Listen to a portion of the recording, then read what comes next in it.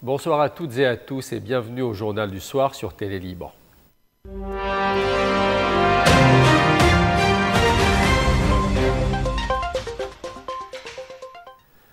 À l'aube, une frappe israélienne a visé la banlieue sud de Beyrouth, fief du Hezbollah. Bilan, 4 morts et 7 blessés selon le ministère de la Santé publique. Parmi les victimes de la frappe israélienne, Hassan Ibner, haut cadre du Hezbollah selon une source proche du mouvement.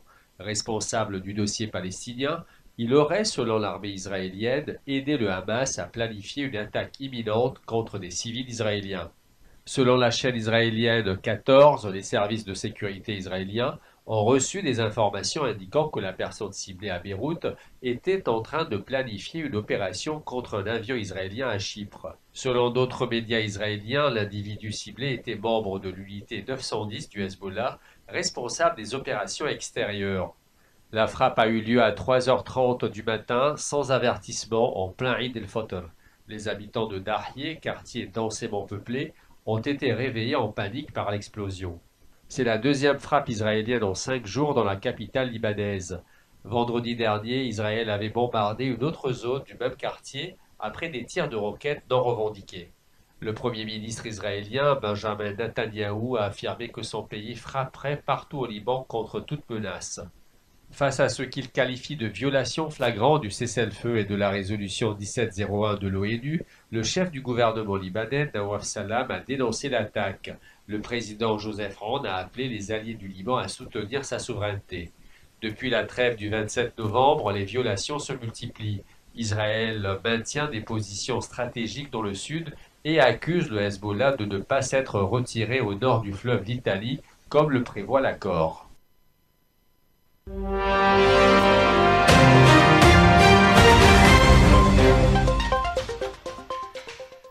L'Iran a averti qu'en cas d'attaque, il y aurait d'autres choix que se doter de l'arme nucléaire, malgré ses engagements passés.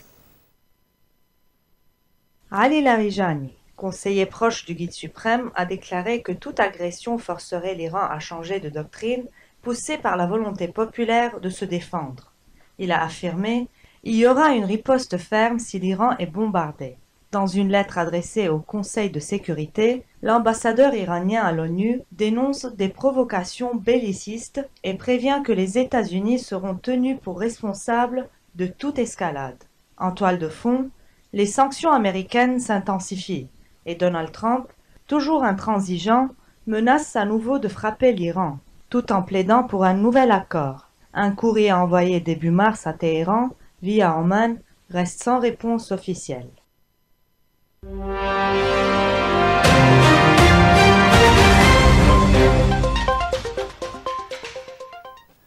Au lendemain de sa condamnation pour détournement de fonds publics, Marine Le Pen lance la contre-offensive. Son parti, le Rassemblement national, exige un procès en appel rapide pour tenter de sauver sa candidature à la présidentielle de 2027. L'ingérence de ces magistrats dans le processus électoral suprême qui est celui de l'élection présidentielle, voilà où est le trouble à l'ordre public. Et les Français ne l'accepteront pas. Inéligible pour 5 ans, condamnée à 4 ans de prison dans 2 fermes aménageables, Marine Le Pen dénonce une décision politique qualifiée par son parti de tyrannie des juges. La classe politique internationale réagit, Donald Trump, Jair Bolsonaro, Giorgia Meloni ou encore le Kremlin s'indigne. En France, la justice répond « Ce n'est pas une décision politique mais judiciaire rendue par 3 magistrats indépendants ». Marine Le Pen promet « Je ne vais pas me laisser éliminer ainsi ». Mais selon les délais habituels, un procès en appel ne pourrait avoir lieu avant fin 2026. Avec cette condamnation, c'est l'avenir politique de la figure de l'extrême droite française qui se joue. Mais la justice, elle, martèle, nul n'est au-dessus des lois. Donald Trump souffle le chaud et le froid. Depuis la Maison-Blanche, le président américain a promis qu'il serait très gentil avec les partenaires commerciaux des États-Unis, tout en préparant une nouvelle salve de droits de douane dès cette semaine. L'objectif annoncé de Donald Trump, relancer l'économie américaine et corriger, selon lui, des décennies de déséquilibre. Mais les marchés, eux, sont fébriles. À Tokyo, Paris, Francfort, les bourses ont plongé, redoutant un choc sur l'inflation et la croissance. Pourtant, Trump avait affirmé « Nous allons être très gentils » comparé à ce que les autres pays nous ont fait. Dès jeudi, Washington prévoit 25% de surtaxe sur les voitures et pièces détachées étrangères. Une décision qui pourrait faire grimper les prix et réduire la demande selon l'agence Fitch. Entre imprévisibilité et bras de fer, la politique commerciale de Donald Trump sème l'incertitude et agite ses partenaires mondiaux. À Tokyo, cette fois, c'est un spectacle aussi poétique qu'éphémère. Sous une pluie de pétales, touristes et japonais profitent des cerisiers en fleurs, les célèbres sakura, symbole du renouveau et de la beauté passagère de la vie. Chaque année, c'est le même émerveillement. Les familles se rassemblent, les visiteurs affluent. L'ambiance est joyeuse et paisible, entre contemplation et tradition. Les touristes s'extasient. C'est mieux que ce que nous imaginions. C'est magique et si court, ça rend l'instant précieux. L'agence météo japonaise a confirmé la pleine floraison de la variété la plus répandue, le sommet Yoshino, et note un large avancement du siècle dû au changement climatique. C'est notre façon d'accueillir les beaux jours, affirment les habitants de Tokyo. Un moment suspendu dans le temps entre beauté et tradition que Tokyo partage aujourd'hui avec le monde entier.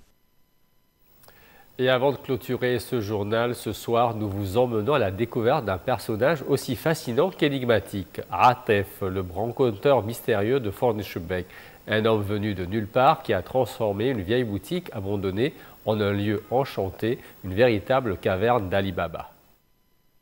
Dans une petite rue tranquille, presque oubliée de Fornishbeek, coincée entre les murs du passé et le silence du présent, une boutique délabrée et, à l'intérieur, des trésors insoupçonnés qui attirent les regards, les sourires et les rumeurs. Dans un recoin, Atef. Brocanteur, artiste, magicien du quotidien, Atef a transformé une vraie carcasse de boutique en caverne d'Ali Baba. Montres anciennes, meubles fatigués, tableaux oubliés, livres poussiéreux, chaque objet semble avoir une âme et une histoire. Et Atef connaît chacune d'entre elles. Il les raconte comme on récite un poème. Il les répare, les restaure, leur donne une seconde vie, comme s'il recousait les souvenirs d'un monde en fuite. Quand on lui demande d'où viennent ces objets, la réponse est toujours la même. Ce sont eux qui viennent à moi. Et une fois qu'on franchit le seuil de la boutique, on comprend pourquoi. Les habitants du quartier sont tous unanimes. Atef ne vend pas simplement des objets. Il transmet des émotions et des fragments d'histoire. La boutique d'Atef attire les curieux, les rêveurs et les amateurs de brocante. Mais ce n'est pas seulement pour les objets qu'on y vient. C'est aussi pour l'expérience, pour ce lien unique qu'Atef crée avec ses clients. Chez Atef, on trouve de tout, sauf l'oubli. Il vous dira « je garde tout » parce que tout reste utile. Mais lui, son histoire reste entourée de mystères. Qui est vraiment Atef? D'où vient-il? Le mystère demeure entier. Il est arrivé du jour au lendemain, sans crier gare. Personne ne sait vraiment d'où il vient, mais depuis, il est devenu une figure incontournable du quartier. Certains disent qu'il a parcouru le monde avant de poser ses valises à Fornishbeek, et d'autres pensent qu'il cache un passé trouble, mais lui reste discret. Ce qu'on sait, c'est qu'il a trouvé sa place dans le cœur des habitants, et qu'il ne connaît aucun prénom dans le quartier. Pour lui, tout le monde est « Alain, bonjour, Alajar » ou « cher voisin ». Alors, si vous passez par Fornishbeek, franchissez le seuil de sa boutique. Vous pourriez y trouver plus qu'un simple objet. Vous pourriez y découvrir une histoire. Et c'est sur cette note que prend fin ce journal. Je vous souhaite une excellente fin de soirée. À très bientôt.